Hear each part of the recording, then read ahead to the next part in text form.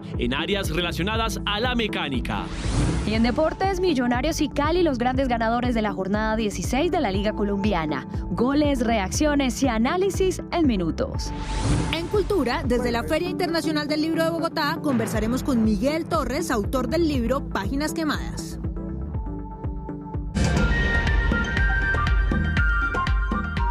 Buenas noches. Importante avance para la paz total. El alto comisionado de paz Danilo Rueda anunció el inicio de conversaciones con 16 jefes de bandas ilegales de Medellín y también del área metropolitana. Este acercamiento ya tuvo efecto importante, como por ejemplo el compromiso de un cese al fuego. La mesa de diálogo será instalada en los próximos días y busca reducir los altos índices de violencia y también de muerte allí en la capital antioqueña. Así que vamos con Ismael Tobón con más detalles. Ismael, muy buenas noches. Hola Mateo, Daniela, televidentes, muy buenas noches. Pues hay que recordar que hace 8 meses atrás el gobierno nacional a través del alto comisionado para la paz Danilo Rueda ya mantenían acercamientos exploratorios con cerca de 350 bandas urbanas que actúan en todo el área metropolitana del Valle de Aburrá. A través de esos acercamientos, por eso se originó este anuncio importante del cese de hostigamientos y de delitos de alto impacto, estas organizaciones aquí en el Valle de Aburrá. Expresó el alto comisionado para la paz Danilo Rueda que espera que haya un real comportamiento, más bien un compromiso real por parte de estas organizaciones con el objetivo de poder someterse a este proyecto de la paz total del gobierno nacional.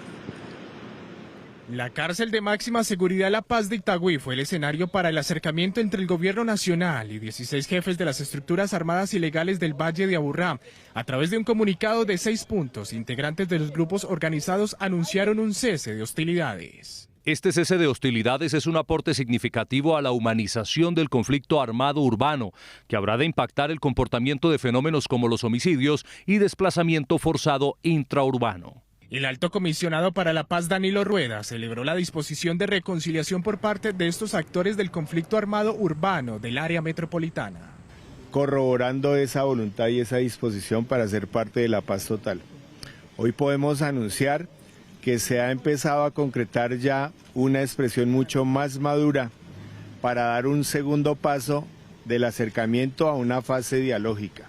La fase de diálogos podría iniciar en cuestión de días. Será en los próximos días, quizás en 8 días, si logramos definir unos asuntos de protocolo que generan las garantías para el desarrollo de este escenario. Son cerca de 350 grupos urbanos que entran en esta fase de acercamiento con el gobierno nacional. Como garantes del proceso estará la OEA y otras ONGs nacionales e internacionales. La delegación del ELN ya se encuentra en Cuba, lista para iniciar el próximo martes el tercer ciclo de negociaciones con el gobierno nacional. Luisa Barberi, ¿cuáles son los temas clave que abordarán en este nuevo encuentro? Daniela y televidentes, muy buenas noches. Son 3 los temas que centrarán toda la atención de ambas delegaciones durante casi un mes en Cuba. Participación de la sociedad civil, alivios humanitarios y cese al fuego. Este último, el más significativo para quienes viven en las zonas más afectadas por la violencia en el país. La delegación del ELN en cabeza de Pablo Beltrán a través de su cuenta de Twitter confirmó que ya se encuentra en La Habana. Los integrantes de la guerrilla aseguran estar listos para iniciar un nuevo ciclo de diálogos con el gobierno nacional. Preparados para iniciar este 2 de mayo el tercer ciclo. Cese bilateral, participación de la sociedad y alivios humanitarios son los temas a acordar. Vamos con el compromiso y la esperanza de lograr acuerdos en materia de cese al fuego, de hostilidades y también avanzar seriamente en la participación de la sociedad en el proceso de paz. Para Monseñor Héctor Fabio Henao, este es un ciclo clave para la sociedad colombiana. Muchos se están preguntando cómo pueden participar, de qué manera, por qué las regiones no han sido escuchadas, cómo se va a vincular a las regiones a la negociación. El tercer tema que se discutirá son acciones y dinámicas humanitarias. Buscarán consolidar alivios para la defensa de los derechos humanos de la población civil que ha quedado en medio del conflicto. La Defensoría del Pueblo envió una advertencia a la comunidad internacional debido al aumento del riesgo de reclutamiento de niñas y niños en Colombia por parte de grupos ilegales. Este año el organismo de derechos humanos ha hecho 15 alertas tempranas. La Defensoría del Pueblo le envió una carta a las Naciones Unidas en la que dio a conocer las alertas emitidas y los casos sobre reclutamiento de niños, niñas y adolescentes en Colombia. En el primer trimestre del 2023, el organismo identificó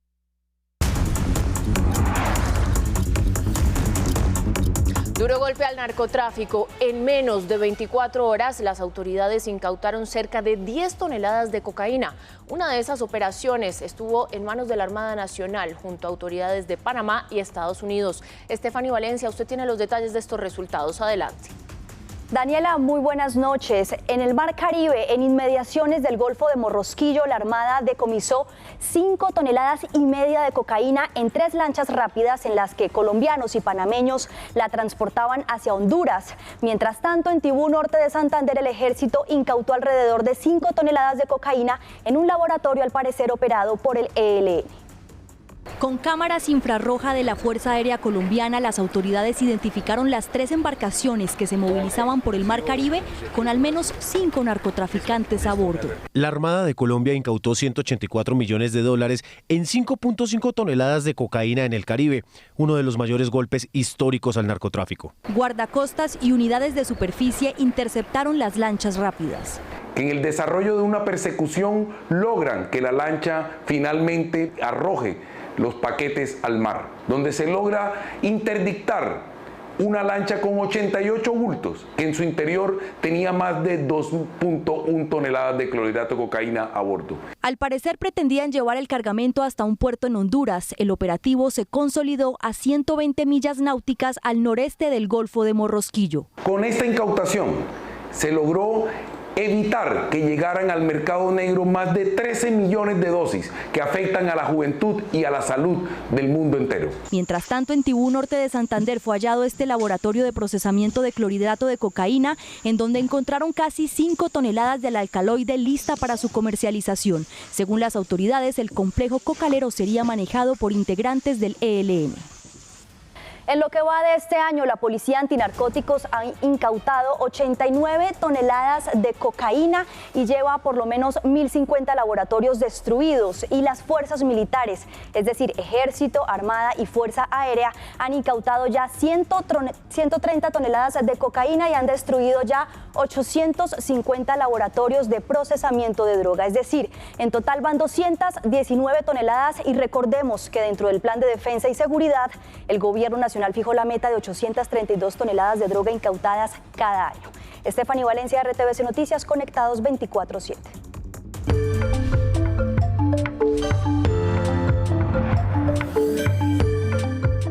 La actriz Nórida Rodríguez sería la nueva gerente del Sistema de Medios Públicos de Colombia, RTVC. Su hoja de vida fue publicada en la página oficial de la Presidencia de la República, lo que significa que en los próximos días el presidente Gustavo Petro podría anunciar su nombramiento. Una generación de televidentes la puede identificar al rompe por sus actuaciones en exitosos seriados de los 80 y 90. Hacer una lista completa de sus protagónicos y roles memorables sería extenso, pero siempre habría que hablar de Lola Calamidades, pero sigo siendo el rey, el faraón, Camelias al desayuno, Tentaciones o Los Cuervos. Esta última telenovela, que marcó una época, se acaba de ver en la televisión pública gracias al trabajo de Señal Memoria. En los últimos años, de ese rostro conocido en las pantallas, hizo la transición a ser muy reconocida también, pero detrás de cámaras. Es la artífice al lado de su esposo, el también actor Toto Vega, de Festiver, un encuentro entre el séptimo arte y ese tema que en estos tiempos nos debe preocupar a todos, el planeta, el amor a la tierra. Nórida Rodríguez nació en Villavicencio. En 1984 se mudó a Bogotá para estudiar Derecho en la Universidad de La Sabana. Pero los libretos le ganaron la partida a los códigos, en un camino en el que han estado en todas las maneras de representar: teatros, platos de cine y estudios de televisión.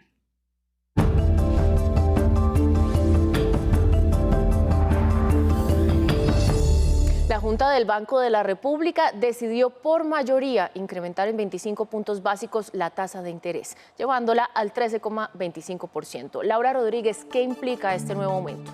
Daniela, muy buenas noches para usted y para todos los televidentes. Se debe tener en cuenta que en Colombia desde el año 1999 no se registraba este nivel. Y es que con esta decisión se completan ya 14 fechas consecutivas en las que la Junta del Banco decide realizar un nuevo incremento. Según el ministro de Hacienda saliente, José Antonio Campio, las expectativas de inflación a largo plazo siguen altas, por lo que una política monetaria aún más restrictiva es necesaria. El gerente general del Banco de la República aseguró que no es posible definir si será el último incremento en la tasa de política monetaria. Es que las decisiones posteriores dependerán de la información que vayamos recibiendo. El ministro de Hacienda informó que 4 directores votaron por este aumento, 2 lo hicieron por mantenerla inalterada y un director votó por un incremento de 50 puntos básicos. Pero todos estuvimos de acuerdo en que la política monetaria es restrictiva y que todos, digamos, el objetivo es, continúa siendo pues reducir la inflación. Sobre la propuesta del presidente Petro de que el Banco de la República apoye la consecución del dinero para la reparación de víctimas, Villar señaló que no pueden hacer emisiones sin respaldo. Los problemas que genera un eventual crédito al gobierno son bien conocidos. Los riesgos que eso genera para la estabilidad económica, para la inflación. Finalmente, los integrantes de la Junta resaltaron la labor del saliente ministro de Hacienda. Muy honrado, muchas gracias. Por otra parte, hoy el DANE reveló que el desempleo en marzo fue de 10%, es decir, disminuyó 2,1 puntos porcentuales. Las ciudades con el más bajo índice fueron Santa Marta, Pereira y Medellín.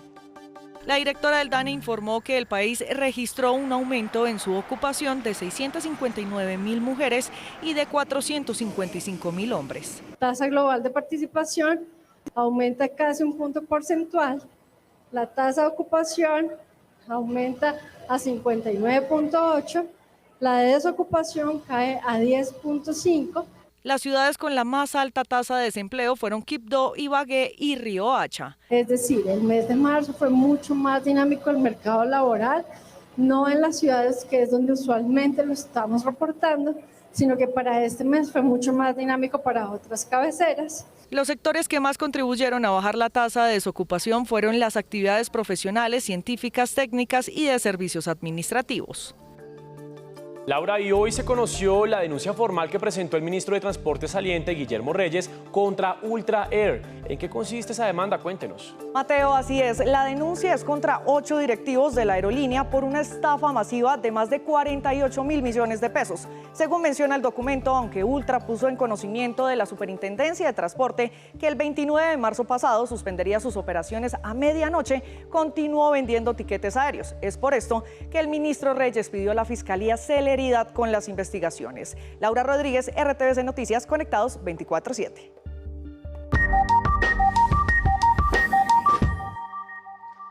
Desde las 11 de la mañana se adelantaron manifestaciones en Bogotá, 2 años después del paro nacional que dejó personas heridas e incluso fallecidos. Nos conectamos con Dani Correa. Dani, ¿cómo está la situación de movilidad a esta hora de la noche? Daniela, buenas noches, televidente, buenas noches. Desde muy temprano se han registrado diferentes actos vandálicos a lo largo de diferentes puntos de la ciudad. Los manifestantes, cientos de manifestantes salieron desde distintos puntos como la Universidad Nacional, la Universidad Pedagógica, la Distrital, la Pontificia Universidad Javeriana y se movilizaron por diferentes vías de la ciudad. En estos momentos nosotros nos encontramos en el centro de la ciudad y justo aquí, frente al CAI El Rosario, se registraron diferentes desmanes, un enfrentamiento entre manifestantes y el SMAT, y aquí, como podemos observar, se nota cómo fue atacado este punto del CAI El Rosario. Se observan piedras, se observan precisamente vidrios por las botellas que tiraron. Por otro lado, también aquí hay un estallido de una bomba molotov que tiró uno de los manifestantes. En el siguiente informe tenemos los detalles de todo lo que ocurrió en esta jornada de manifestaciones en la capital del país. Se reportaron movilizaciones de estudiantes quienes se suman a la conmemoración del paro nacional 2021 y que hoy cumple 2 años. Estas manifestaciones dejaron vías cerradas por horas. Varias personas tuvieron que caminar debido a los cierres en el sistema. Este plantón se llevó a cabo en la avenida Calle 19 con carrera cuarta, en el centro de Bogotá, sitio donde fue asesinado el estudiante Dylan Cruz. En la avenida Caracas con Calle 19 hubo manifestaciones generando bloqueos en la vía. La mayoría de manifestantes se concentraron en el centro de la ciudad, donde se presentaron disturbios. Sobre las 5 de la tarde, la fachada de RCN Radio fue vandalizada. Sobre las 6 de la tarde, los disturbios llegaron a la Plaza de Bolívar. La Secretaría de Gobierno, la Personería y la Secretaría de Seguridad por ahora no registran personas heridas de gravedad. Sin embargo, los enfrentamientos aún continúan. Bueno, por otro lado, las autoridades a lo largo de esta jornada reportaron varios cierres viales, por ejemplo en la avenida Caracas con calle 27, en la calle 19 con carrera cuarta y en la calle 26 con carrera 33. Precisamente aquí se encuentra la Universidad Nacional, por lo que los directivos de esta universidad delegaron que se evacuara por completo, precisamente para evitar riesgos a la comunidad estudiantil y directiva. Dani Carlos Correa, RTVC Noticias, conectados 24/7. Dani, muchas gracias por su reporte y continuamos y les contamos ahora que un cuerpo desmembrado fue encontrado en Barranquilla, lo que mantiene la alerta entre las autoridades de la ciudad. Aún no se establece la identidad de la víctima. Desde 2022 no había un caso similar allí en Atlántico. Zaina Gámez, vamos con usted, cuéntenos por favor qué se sabe hasta el momento. Buenas noches. Hola Mateo, muy buenas noches. Este hallazgo se ocurrió en el barrio La Luz al suroccidente de la ciudad de Barranquilla. En una bolsa de basura fue encontrado la cabeza de este hombre y tiempo después, horas o más tarde, fue encontrado el resto del cuerpo en este mismo sector, del sector de La Luz al suroccidente de la ciudad de Barranquilla. Ahora las autoridades están investigando los móviles de estos casos e intentar identificar a la víctima. Aparentemente hay un 901. Un atroz hallazgo se registró al sur de la ciudad. Primero fue encontrado en una bolsa de basura la cabeza de un hombre y metros más adelante se encontró el resto del cuerpo. Estamos ofreciendo una recompensa hasta de 20 millones de pesos de las personas que nos den información de este tipo, de este hecho. La comunidad de este sector siente temor por lo sucedido. No, me siento impactado porque ese daño nunca se había sucedido por aquí. Y se había visto eso así. Esto está muy malo, mano. Esto está invivible, mano. Uno sale aquí y sale, nos joda todo nervioso, que puede suceder algo. Un hecho similar ocurrió hace 5 meses. Las autoridades investigan la identificación de la víctima. 2 menores de edad acosadas con la difusión de sus fotos íntimas aparecieron muertas en Toledo, norte de Antioquia. Las autoridades investigan si se trató de un caso de matoneo. Nos conectamos con Ismael Tobón. Usted tiene la ampliación de esta noticia. Daniela, televidentes, mire, las autoridades del departamento de Antioquia también tratan de esclarecer si estos hechos tendrían relación con estos hechos de hechos de ciberbullying que enfrentarían o que enfrentaron estas menores de edad dentro de una institución educativa del municipio de Toledo en el norte del departamento de Antioquia. Ya la Secretaría de Inclusión Social, a través de sus funcionarios, hacen acompañamiento a las familias. Todo comenzó cuando al parecer una de las adolescentes de 14 años de edad le habría compartido por su celular una foto privada a su novio. Son 2 casos que se presentaron en 2 veredas completamente diferentes, ¿cierto? Que estamos investigando lo sucedido porque aparentemente hubo un tema de ciberbullying. La imagen terminó en el chat de sus compañeras. Una de ellas al parecer la compartió y empezó a circular entre los habitantes de Toledo, Antioquia. Ya tenemos el equipo de infancia trabajando con los 2 colegios al tiempo, ¿cierto? Estamos trabajando fuertemente e investigando a ver si de pronto existen algunos otros indicios que nos permitan prevenir a tiempo algunos otros casos de suicidio. Situación que habría sido la causa de la muerte de la menor de edad de 14 años y días después de la otra niña de 13 años. Autoridades investigan si son muertes aisladas. 100 millones de pesos de recompensa ofreció la alcaldía de Cali por los 8 asaltantes que se llevaron el dinero recolectado de la Oficina de Instrumentos Públicos. Larry Escobar, los saludo, muy buenas noches. Detalles de lo que allí pasó, cuéntenos. Hola, buenas noches, Mateo. Pues mire, como un robo de película fue catalogado el que se registró en las últimas horas en la Oficina de Instrumentos Públicos aquí en la capital del Valle del Cauca. Pues hombres que ingresaron a este recinto como usuarios de la Oficina de Instrumentos Públicos, minutos más tarde desarrollaron un hurto catalogado de película. Con armas hurtaron a varios usuarios y también a la oficina y amedrentaron. La información completa en el siguiente informe. Hasta la avenida Guadalupe llegaron varios hombres armados quienes ingresaron hasta la oficina de instrumentos públicos y robaron el dinero recolectado de los servicios prestados en este establecimiento. En este momento ya tenemos desplegadas todas nuestras capacidades investigativas, tanto humanas como tecnológicas, recolectando elementos materiales de prueba que nos permitan dar con el buen recaudo y dar con la captura a estas personas que ocasionan este hecho. Después de casi 4 minutos dentro de esta oficina, los hombres huyeron en motocicletas con rumbo desconocido. Las autoridades, después de observar cerca de 30 horas de video, individualizaron a 2 de estos presuntos ladrones. Esto es una oficina que depende del Gobierno Nacional, de la Superintendencia, tiene una vigilancia privada. Estos vigilantes no estaban armados. Esos son temas que estamos revisando, que hacen parte de la investigación que estamos adelantando acá. La alcaldía distrital ofreció una recompensa de 100 millones para dar con el paradero de los responsables del hecho, confirmó el alcalde Jorge Iván Ospina a través de su cuenta de Twitter.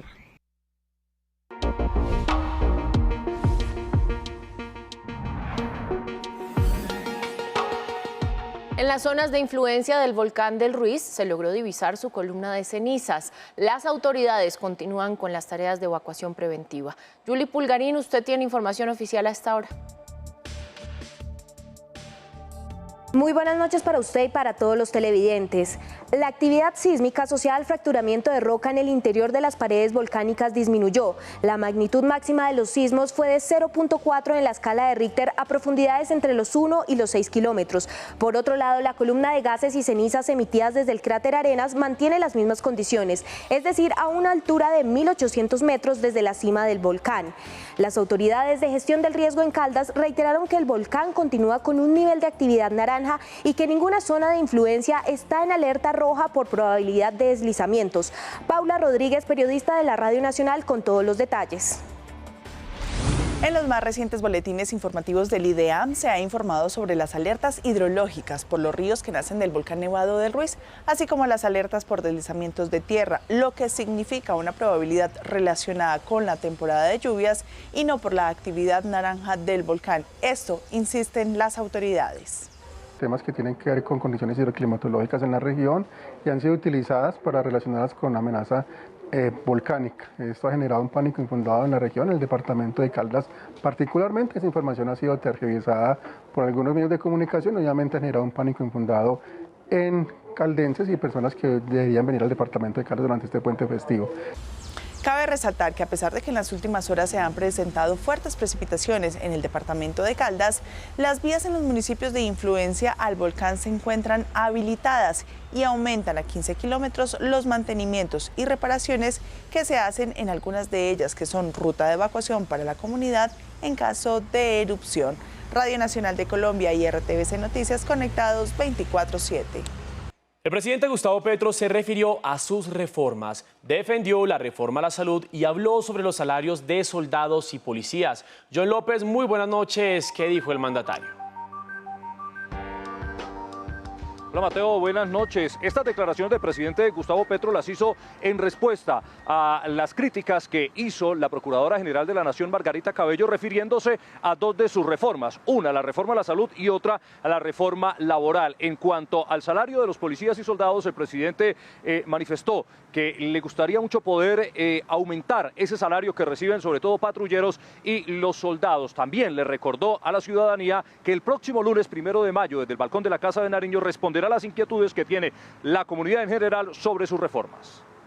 Estas declaraciones de la Procuradora sobre la reforma a la salud generaron la reacción del mandatario. La reforma a la salud contiene unas falencias gravísimas que van a afectar esos principios constitucionales de no regresividad. Me encanta la Procuradora que da opiniones políticas, solo que ella adelanta investigaciones que pueden terminar con la carrera de quienes tienen que votar libremente por esas políticas.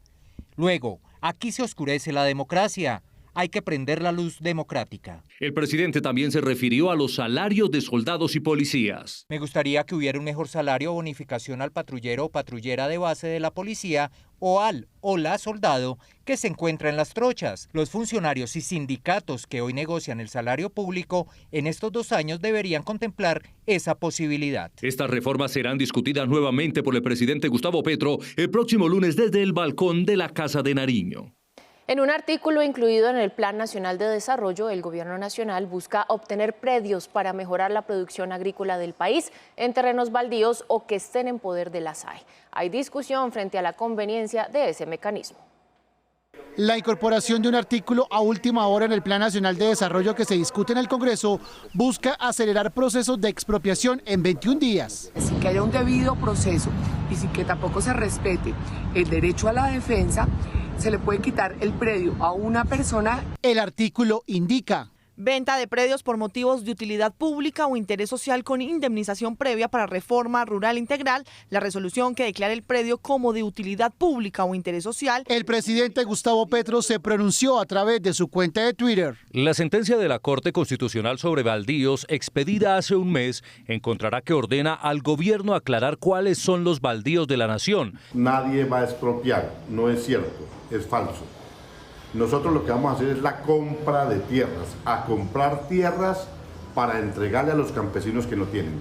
Vega aseguró además que busca corregir la ley 160 de 1994, que sí tiene plasmado una expropiación y pretende comprar terrenos con valores justos. Mejorar la normatividad que hay para hacerlo rápido, pronto y eficaz el procedimiento, corregir lo que hay en esas normas. Crear un inventario de tierras hábiles, de tierras homogéneas, que están siendo subutilizadas y que el Estado puede entrar a comprarlos. El precio del terreno rural se ofrece con base en el avalúo definido por parte del Instituto Geográfico Agustín Codazzi o en su defecto por el funcionario delegado o firma, si es el caso que contrate el gobierno. El Plan Nacional de Desarrollo será discutido la próxima semana y será el Congreso el que defina el futuro de este artículo.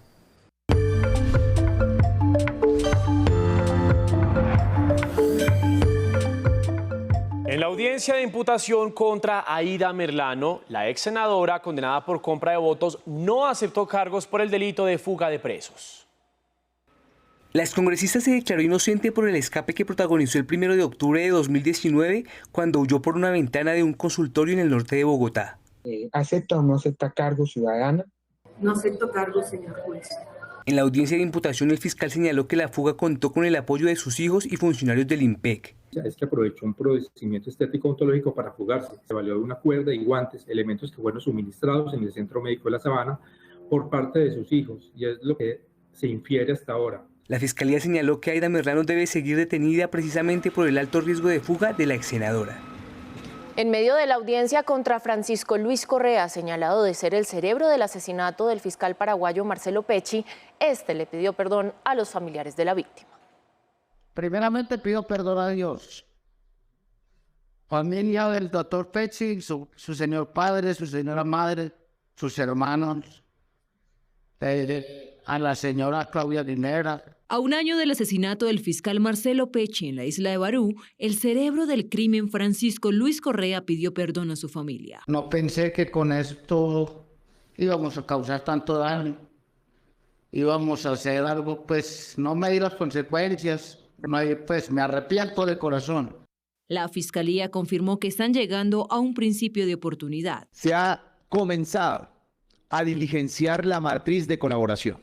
Se estudiará la viabilidad jurídica de ser presentada ante el despacho del señor fiscal general de la Nación. La audiencia fue suspendida y reprogramada para el 17 de agosto, día en que el juzgado de Cartagena decidirá si se le puede otorgar los beneficios jurídicos por confesión a Francisco Luis Correa. Fue activada la ruta de protección a líderes por las amenazas contra el personero de Ataco, Cristian Cumbre. Hombres llegaron a su vivienda y le advirtieron que debía salir del municipio por estar indagando sobre temas sensibles. Más información en nuestro panorama nacional. Daisuris Vázquez, ex esposa de Nicolás Petro, rindió indagatoria ante la Procuraduría General de la Nación. Reiteró lo dicho en un medio de comunicación y entregó nuevas pruebas sobre la supuesta receptación de dineros que supuestamente fueron enviados a la campaña presidencial de Gustavo Petro y que supuestamente nunca llegaron al pacto histórico. Iniciaron las obras físicas de la primera etapa del Metro de la 80, que iniciará desde la Estación Caribe y finalizará en la Estación Floresta, y tiene un costo aproximado de 3.5 billones de pesos, de los cuales estará financiados así el 70% el gobierno nacional y el 30% el municipio. En Bucaramanga, la Fiscalía condenó a 12 años de prisión por el delito de abuso sexual a menor de edad a un conductor de plataforma digital. El ente acusador explicó que el sujeto intimidó al menor de 13 años y lo sometió a múltiples vejámenes sexuales. Las unidades de cuidados intensivos en Cali se encuentran en un 84% de ocupación debido a enfermedades respiratorias. De 485 camas que hay, 78 están disponibles. Los médicos pidieron habilitar espacios en el área metropolitana para atender a los enfermos. Caos en la movilidad de Medellín. Manifestantes bloquearon la avenida Las Vegas y las autoridades cerraron de manera preventiva la estación del metro El Poblado. Esto provocó problemas de movilidad en otra avenida, la regional, en ambos sentidos. El alto representante de la Unión Europea para Asuntos Exteriores y Política de Seguridad, Josep Borrell, visitó un centro de formación y atención a la población migrante y desplazada por la violencia en pleno centro de Bogotá. El diplomático aprovechó para hacerse un corte de cabello. Un barbero, instructor de la fundación, fue el estilista elegido. En impulsar la vuelta a la vía democrática de Venezuela desde la base de los acuerdos entre venezolanos. El alto funcionario de la Unión Europea, Josep Borrell, sacó un tiempo de sus actividades diplomáticas en la cumbre de Venezuela para venir a visitar al director y a los estudiantes del Centro de Formación Scalabrini. Compartió un rato con ellos. Aquí atienden a población migrante y desplazados. Sorprendido, esa fue la reacción del director de este centro de atención ubicado en el barrio Santa Fe del centro de Bogotá. Como si se tratara de un amigo de hace mucho tiempo, el integrante de la Unión Europea saludó a los directivos y sobre todo a los estudiantes de este centro de formación. Optó además por mejorar su imagen y la dejó en manos de un profesor del centro de formación, a quien agradeció personalmente y a través de su cuenta de Twitter. Un honor que Sergio Daniel me haya cortado el pelo en el Centro de Capacitación Scalabrini en el barrio Santa Fe en Bogotá, apoyado por la Unión Europea, donde jóvenes del barrio y migrantes aprenden su profesión. Gracias, quedó muy chévere. Nos favorece bastante, ya que hay bastante población vulnerable. La población, por lo menos venezolana, la colombiana, nos acoge, nos ayudan. En el sentido de esa vinculación social, no solamente de darle a las personas alojamiento, de darles a ellos un kit de higiene, sino realmente ayudarlos a una integración socioeconómica como se busca. Josep Borrell le prometió a toda esta comunidad que cuando regrese a Colombia, específicamente a Bogotá, volverá a dejar su look al cuidado de estos jóvenes emprendedores.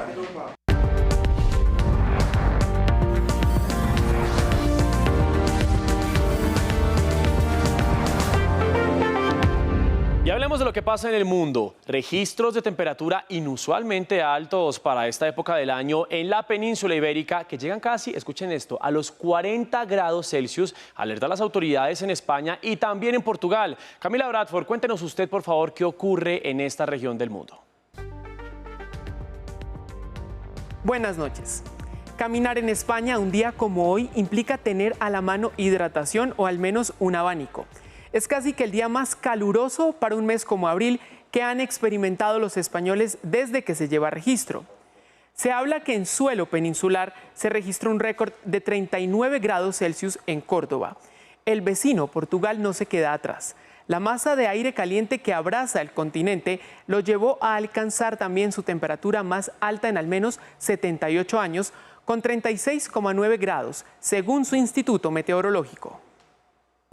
Es caminar, transitar, existir en medio de un récord. Porque en apenas 48 horas, los termómetros de la península ibérica fueron elocuentes al relatar la situación. La métrica, el mercurio rozando 40 grados de temperatura y estos incesantes movimientos en las calles para resistirla.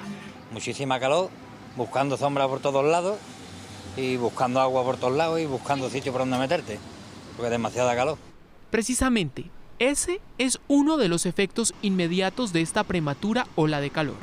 El agua aminora.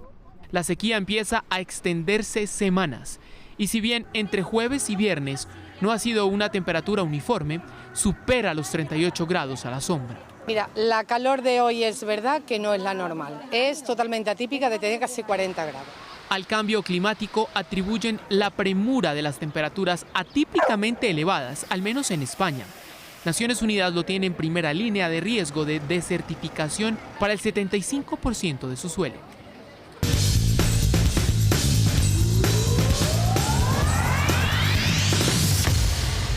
Muy buenas noches, qué alegría saludarlos con toda la información deportiva. Seguimos con fútbol, hablamos de nuestro fútbol profesional colombiano porque 2 partidazos tuvimos en el cierre de la fecha 16 de la Liga Colombiana con los triunfos de Millonarios y el Deportivo Cali. Pero como este calendario no tiene freno, mañana sábado comenzará la fecha 17 que tendrá partidos hasta el lunes festivo. El fútbol que le gusta a la gente está lleno de goles y remontadas y eso entregaron Millonarios y América. Los rojos se fueron adelante con tanto de Facundo Suárez, pero se encontraron con un Millos inteligente y que se acomoda a jugar según el rival, pero buscando ganar siempre, y encontró el empate con Jorge Arias. Y muy rápido se fue adelante con tanto de Leo Castro para conseguir la remontada. En el segundo tiempo el azul firmó su superioridad en el campo con 2 tantos. Primero de Macalister Silva para el 3-1 y luego con Óscar Cortés a los 81. Pero la historia no terminaba ahí porque América, fiel a su grandeza, vendió cara a la derrota, con tanto de Facundo Suárez para poner el 4-2 y de Daniel Quiñones para el 4-3 final. Entre los hinchas de Millonarios, la convocatoria de Cortés al Mundial Sub-20 es un tema que preocupa y Gamero ya dio su veredicto. Que decida el jugador. Otro partidazo se vivió en Palma Seca. Junior se fue adelante en el marcador con tanto de Omar Albornoz. Kevin Velasco empató de penal. Junior se fue adelante por segunda vez en el marcador con gol del Chino Sandoval. Kevin Velasco repitió para igualar el marcador 2-2. Y en la complementaria, en medio de una verdadera batalla futbolística, Jefferson Díaz le dio la victoria al Cali. A veces las derrotas no duelen tanto por la forma en que se dan. Pasamos bueno, lástima que hubiéramos perdido. El fútbol no para y este fin de semana hay que seguir jugando. El sábado Santa Fe, Tolima, Magdalena, Pasto, Alianza, Águilas Doradas y Medellín Nacional. El domingo Equidad Pereira, Junior Millonarios, América Cali y Chico Bucaramanga. Y el lunes Envigado Huila y Jaguares, Once Caldas. Más adelante vamos a tener más información deportiva, pero ustedes vieron, se vienen partidazos para la fecha 17. Por lo pronto nos vamos ahora con la mejor sección que tiene RTVC Noticias, con la información cultural. Con Laura, ¿cómo me le va, señorita? Qué alegría verla, volvernos a encontrar. Vanessa, pues qué dicha tenerla acá en estudio. ¿Qué falta nos hacía? La habían castigado, ¿no? Sí, sí, tuve un castigo, pero ya cumplí la sanción, así como en el fútbol, pero ya volví, así que estoy lista para ver qué me va a enseñar hoy. Bueno, pues me alegra que le hayan levantado el castigo. Además, espero que haya aprendido la lección, Vanessa, porque esas cosas no se hacen. No. Y bueno, pues hoy resulta que es viernes de Relato Retro, que es eso que vamos a hurgar allá en los archivos de Señal Memoria. Qué bueno. Y le tengo una historia buenísima de cuál es la relación que tiene Germán Arciniegas con la independencia cubana, imagínese. Germán Arciniegas, el periodista así como usted y yo, pero más grande, y escritor. Entonces, vea, a usted y a la gente les tengo la siguiente pista.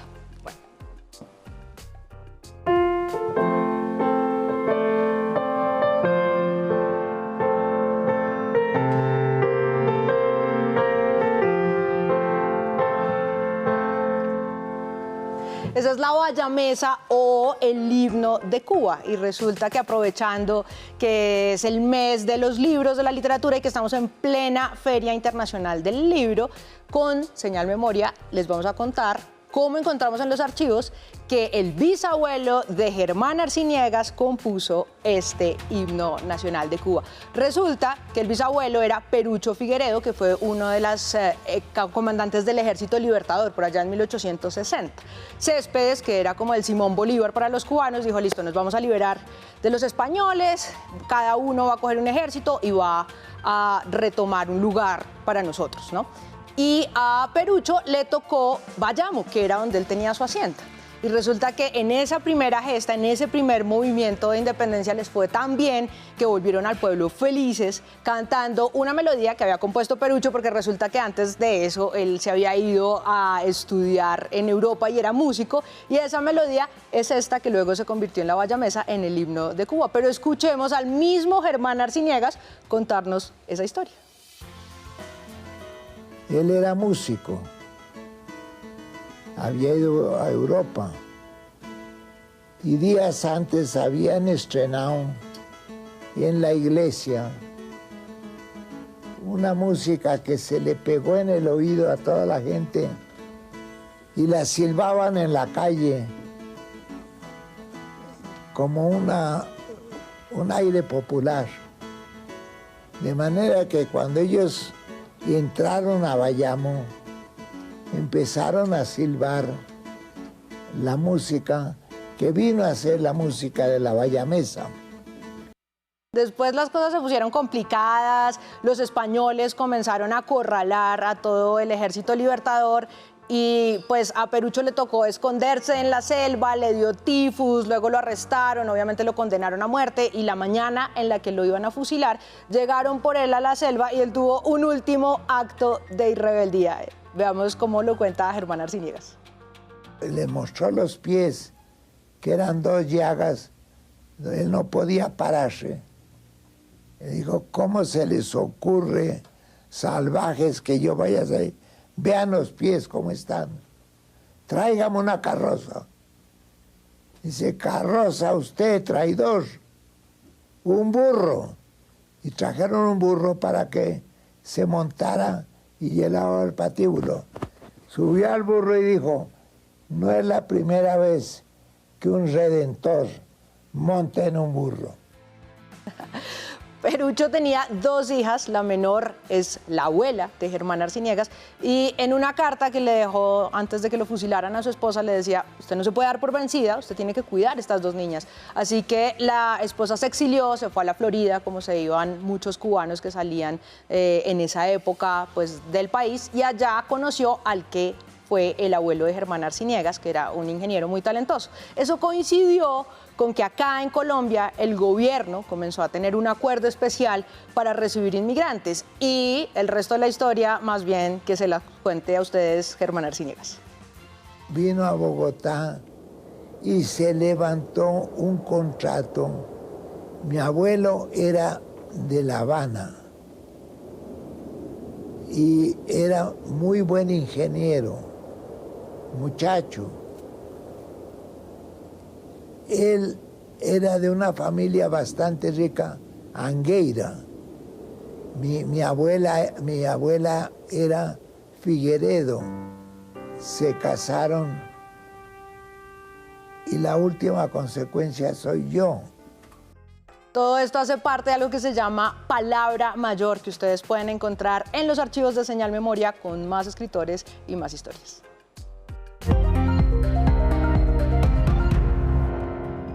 En 4.669 pesos cerró el precio del dólar, lo que representa un incremento de 15 pesos.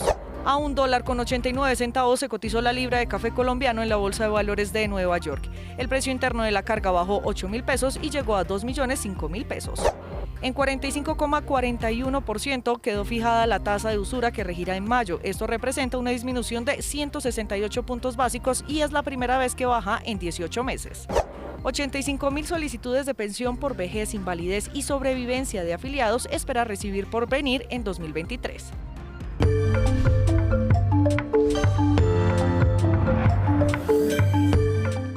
La Fiscalía General de la Nación citó para el 8 de mayo a declaración a funcionarios del Ministerio de Defensa por presuntos sobrecostos en la compra de vehículos en esa entidad.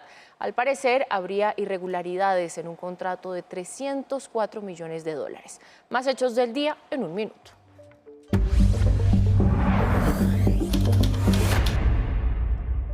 En Bogotá, la policía capturó a una pareja que minutos antes había atracado a un ciudadano al que le robaron su vehículo. Según las autoridades, los sujetos acorralados huyeron a pie y al momento de la detención se le incautó un arma de fuego.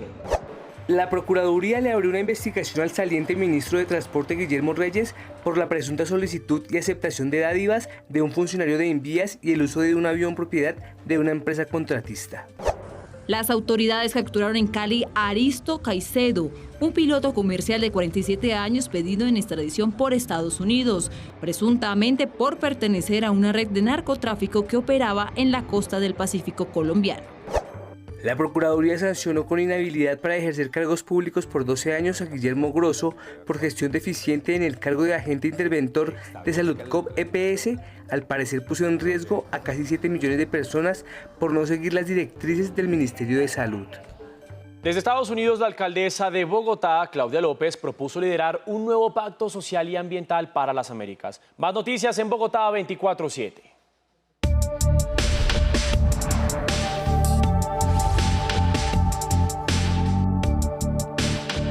Desde el 4 de mayo hasta el domingo 7 de mayo en la capital del país se llevará a cabo el festival más grande de fritanga. Los municipios invitados al festival son Chía, Ubaté y Sogamoso. El IPE se espera recaudar 2.000 millones de pesos.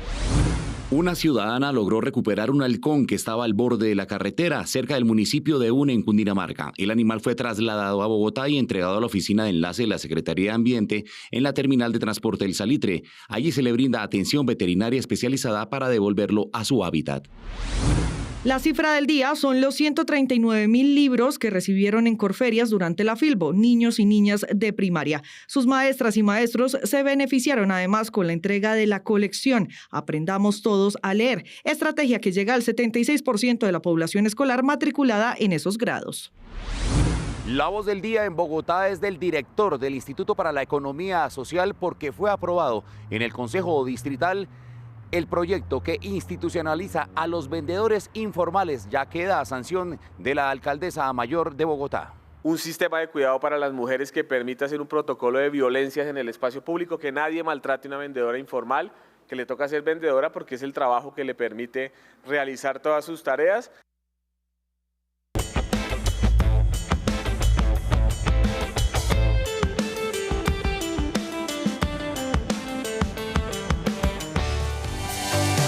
Ante el alto número de viajeros que aprovechan los días festivos para ir a sus ciudades de origen, autoridades y conductores de vehículos de transporte de carga pesada entregaron recomendaciones para bajar los índices de siniestralidad en las carreteras del país. Nosotros manejamos unos vehículos de carga y que no podemos exceder los límites de velocidad, que es muy importante que las bajadas pronunciadas a nivel nacional, como son la línea, Pescadero, el páramo de Letras, bajar de forma que no calentemos nuestro vehículo. Si usted es una de las personas que al momento de viajar prefiere salir de las diferentes terminales de transporte terrestre, los conductores que atienden los cerca de 600 destinos desde la capital de la República adelantan las pruebas de alcoholimetría para verificar su óptima condición para brindar un viaje seguro. Cada 2 o 3 horas hacer sus pausas activas de 10 a 5 minutos con el fin de evitar este microsueño. Nunca exceda los límites de velocidad, respete siempre las normas de tránsito y nunca consuma bebidas embriagantes en el momento que va a conducir. Expertos entregaron información de servicio en materia jurídica para aquellas personas que han perdido a sus seres queridos por culpa de la irresponsabilidad de conductores de diferentes tipos de vehículos. La Fiscalía General de la Nación conoce de manera oficiosa de este delito por ser un homicidio culposo en accidente de tránsito. Lo segundo, los familiares de esta víctima pueden constituirse como tales en el proceso penal buscando un resarcimiento, justicia, verdad y reparación. Nunca viaje sin antes verificar que su vehículo tiene toda la documentación al día y se encuentra mecánicamente en perfectas condiciones.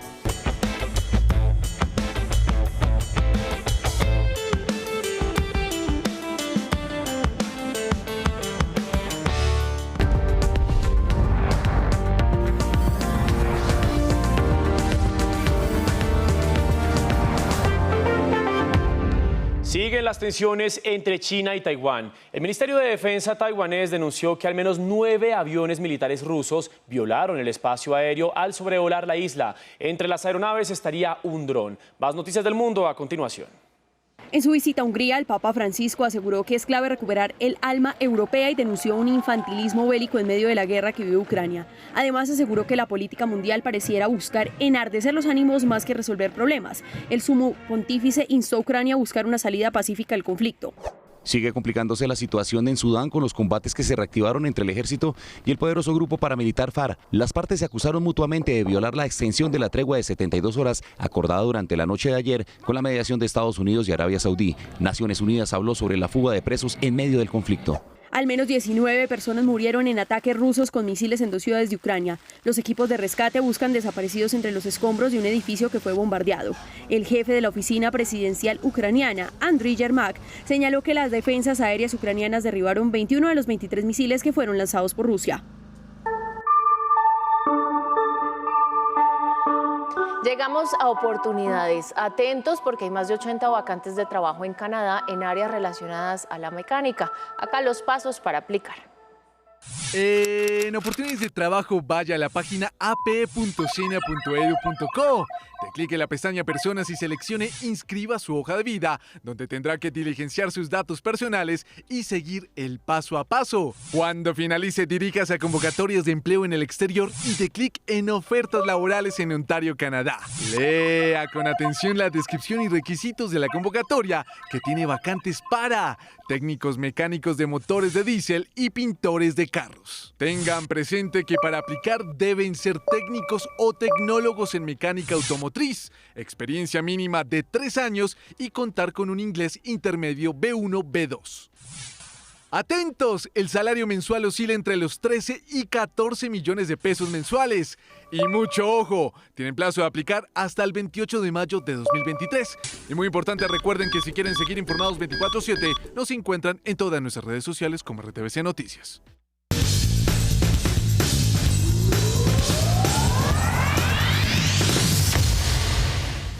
Y regresamos al fútbol colombiano porque la victoria de Millonarios ante América fue uno de los mejores partidos que hemos visto en esta fase de todos contra todos. ¿Pero qué lo hizo especial? Aquí tenemos el análisis por Paula Fresneda.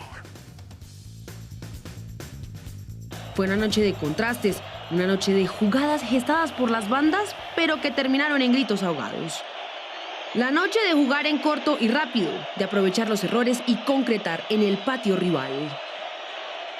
Fútbol directo, fútbol a lo Macalister Silva, con chilena incluida. Un cabezazo devolvió la tranquilidad y después una joya iluminó a la ciudad. Pero no solo la magia de Leonardo Castro hizo presencia, y sino que los pies de Gustavo Adrián hablen por él. Y después de un respiro llegó la mezcla infaltable. Una promesa abrió el camino para que la experiencia celebrara literalmente a rabiar. Triangulaciones, amagues, velocidad y hasta polémica. Pero el diamante albiazul tenía que sellar una noche de goleada. El rival no esperó y pegó. Llegó el segundo con sagacidad. Y eso que el local tuvo para fulminar a la visita. El tercero fue una mezcla de astucia y fe, y salió muy bien. 7 goles, cerca de 30.000 hinchas y 100% de calidad de fútbol. Así cerró el telón la jornada 16 del fútbol de nuestro país. Cristian González jugará en los Patriotas de Nueva Inglaterra de la NFL. El norteamericano, de padres colombianos, fue la elección 17 en el draft de la Liga Profesional del Fútbol Americano y nos llena de mucho orgullo. Por su desempeño con la Universidad de Oregon era una de las selecciones de algún equipo de la NFL. Fue la número 17 y ahora el futbolista de padres colombianos cruzará el país de occidente a oriente para jugar con Nueva Inglaterra. Su alegría la expresó en redes sociales. Un sueño hecho realidad. Estoy en el juego. Y también en su primera entrevista como futbolista profesional. Estoy muy emocionado por la oportunidad y no puedo esperar a ir y ponerme a trabajar. Y por más que haya nacido en Texas, es más colombiano que un sombrero volteado. Colombia significa mucho para mí. Es un homenaje a todos los que me han respaldado y aprecio toda la fuerza que hacen por mí. Cristian González será el cuarto colombiano en jugar en la máxima categoría del fútbol americano a nivel mundial. Tremenda esa chaqueta y sobre todo qué orgullo, aunque él no es colombiano de nacimiento, su mamá es norteamericana, su papá es colombiano, pues él lleva con orgullo la bandera de nuestro país y eso nos hace muy felices. Pero seguimos con la sección que es la mejor sección. Ella dice que es la mejor sección, pero sí, también yo le creo y estoy de acuerdo. Laura, ¿con qué vamos ahora? Porque usted ahorita me estaba hablando de fuego, de quemar cosas, no sé, una cosa como bastante extraña, de pirotecnia, una cosa así. Varias cosas. Primero, la mejor sección es la suya, sobre todo cuando la hace acá con nosotros. Muchas desde gracias. Estudio. Qué dicha de verdad. Muy sincero lo noto de tu parte. Y lo segundo es que imagínense que como estamos en la Feria Internacional del Libro, claro, el archiduque de este noticiero, que es Jairo Patiño, hizo una entrevista a un autor que se llama Miguel Torres. Y resulta que Miguel Torres es un escritor, el escritor de La Siempre Viva, que de pronto ustedes han escuchado por ahí, y tiene un libro que se llama Páginas Quemadas, que es una reedición, que es bien interesante porque resulta que hay un tipo al que le pagan por quemar manuscritos y por quemar textos que le llegan. O sea, ese es su trabajo. Y él comienza a leerlos porque hay unos que son buenos, pero más bien que sea Jairo Patiño el que les cuente cómo va la conversación.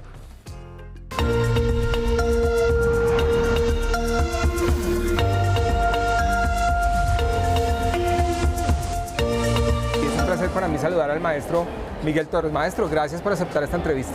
Jairo, muchas gracias por invitarme a estar acá en esta entrevista. Es muy interesante esta novela, Páginas Quemadas, que es una novela corta, una novela sobre Bogotá, sobre la escritura. Son muchos asuntos acá. El señor se dedica a quemar libros que no van a ser publicados. ¿Dónde encuentra usted esa novela? O sea, esa imagen es real. ¿Cómo sabía usted que ahí había una novela? Generalmente las convocatorias a las que invitan las entidades oficiales, llegan muchísimos libros, pues naturalmente los libros elegidos para ser premiados son mínimos. En cambio, los rechazados, los que nunca llegan a ser analizados o evaluados por los jurados, son la gran mayoría. ¿Qué hacen con esos libros? Los destruyen, los pican, los botan o los queman, como en esta novela. Entonces hay una persona encargada de ese trabajo, que incinera esos manuscritos. Y es precisamente el personaje de la novela de don Antonio Moscoso. Aquí hay varios asuntos. Por supuesto está en la introducción una cita del Quijote, porque en el Quijote también destruyen una biblioteca. Pero también hay una gran oda a la lectura. ¿Cómo funcionan un poco, ya si se quiere, desde el punto de vista metafórico, esas dos situaciones, maestro, en su novela? Bueno, lo que pasa es que los libros siempre han sido como un enemigo del poder, llámese el poder religioso, civil, el poder militar. Se le tiene miedo al libro. El libro dicen que es mucho más peligroso que una espada. Entonces, desde viejos tiempos se han venido quemando los libros, desde la época medievales. Después los nazis quemaron muchos libros. Aquí en Colombia también. Aquí en Colombia hay un señor que es muy conocido por ser el apellido Ordóñez. El señor Alejandro Ordóñez, que quema libros porque el contenido de los libros los incomoda. A mí siempre me ha llamado la atención esos dos mundos que usted ha recorrido, que con igual éxito, puedo calificarlo así. ¿De qué depende eso? ¿Cómo pasa usted del teatro a la literatura? Hacen parte del mismo arte, pero desde distintas maneras de mirarlo y de distintas técnicas. ¿Cómo es eso, maestro?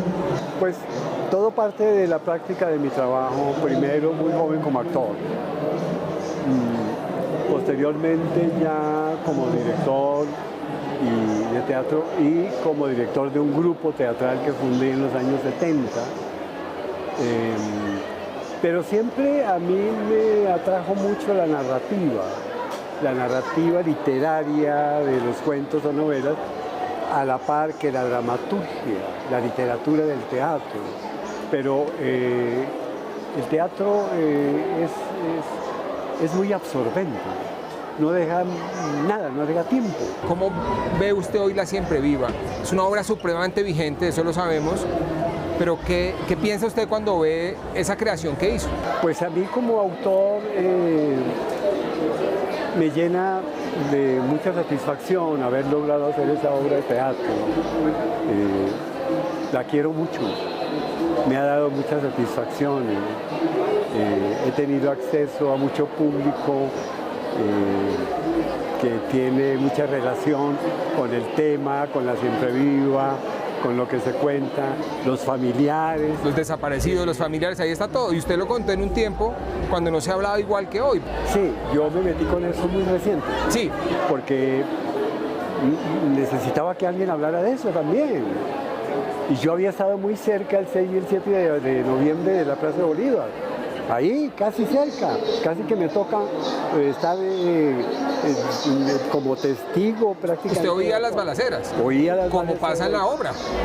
Entonces ahí empieza y en eso me fui para mi casa y vi los incendios y ahí me nació, le dije, algún día tendré que escribir, ya sea un cuento, una novela, una obra de teatro, sobre este día tremendo para Colombia.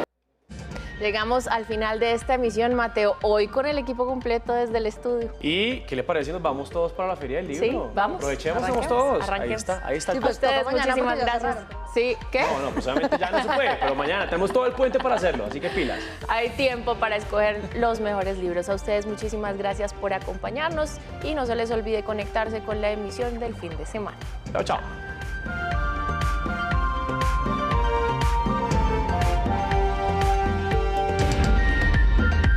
RTBC Noticias.